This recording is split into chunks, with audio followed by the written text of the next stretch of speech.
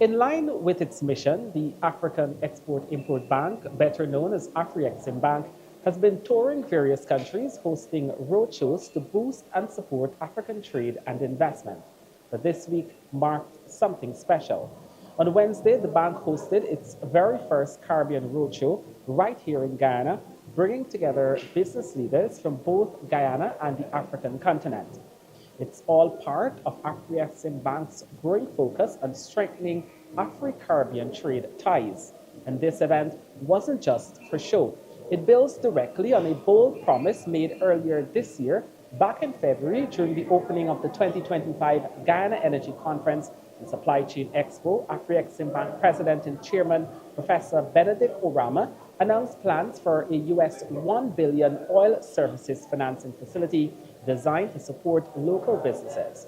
Fast forward to now, and in that very same room at the Marriott Hotel where the announcement was made, Afreximbank brought the idea to life under the theme Empowering Local Content Participation for Sustainable Prosperity. And today, we just want to reassure that it was not just a statement.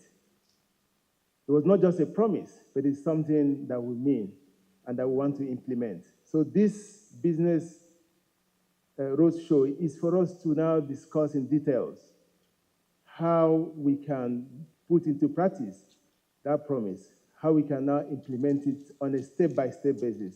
However, we found out historically that some of these are hampered. The capacity of the local players are hampered because of lack of access to finance.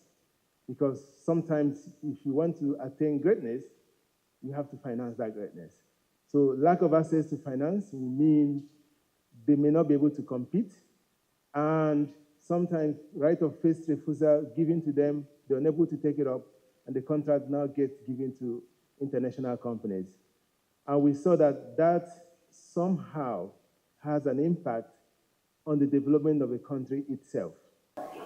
It's a move that goes hand in hand with the government's own efforts to expand local content policies, making sure the benefits of Guyana's booming oil industry are felt across the local economy. Finance Minister Dr. Ashley Singh addressed the gathering, encouraging Guyanese businesses to seize this opportunity. He emphasized that the financing facility is there to help bridge the gap for those looking to enter and thrive in the oil value chain. It fills me with a lot of pride to see Guyanese companies doing really remarkable work that just a few years ago we might not have thought possible. And I want to congratulate the Guyanese private sector for the way that you have reacted. Because I see a Guyanese private sector that has dramatically upped their game. I see a Guyanese private sector that has recognized that this is a whole new world that we're operating in, that this cannot be business as usual. We have to operate at a completely different level of sophistication, a completely different level of ambition and boldness, a completely different level of efficiency and reliability, because you're now competing with global players for business. And nobody is going to do business with you just for sentimental reasons. You have to be reliable. You have to deliver good quality goods and services. You have to do so in a competitive way. And I see the Guyanese private sector responding and operating at a wholly new level than they would have been operating. And it fills me with a lot of pride.